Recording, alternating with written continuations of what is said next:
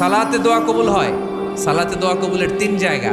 একটা হচ্ছে তাকবীরে তাহরিমার পরে আমরা সানা পড়ি না, আমরা তো একটা পড়ি, আল্লাহর হাবিব সুন্নাহ এবং নফল নামাজে আরো পড়তেন সানা, ওই দোয়া কবুল হয়। দুই নম্বর জায়গা সালাতে সেজদায় পড়ে দোয়া করলে কবুল হয়।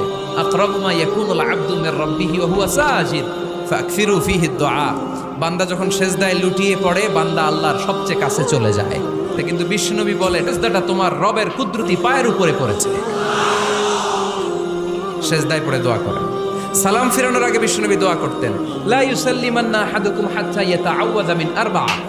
আল্লাহর হাবিব বললেন, চার জিনিস থেকে পানাহ না আছে আমার কোন উম্মত যেন সালাম না ফিরায়। তারা যেন পড়ে আল্লাহুম্মা ইন্নী আউযু বিকা মিন আযাবিল কবর, আউযু বিকা মিন আযাবি জাহান্নাম, আউযু বিকা মিন ফিতনাতিল মাহইয়া ওয়াল মামাত, আউযু বিকা মিন ফিতনাতিল মাসিহিদ দাজ্জাল। আল্লাহ কবরের আযাব থেকে বাঁচাও, আল্লাহ জাহান্নামের আগুন থেকে বাঁচাও, আল্লাহ জীবন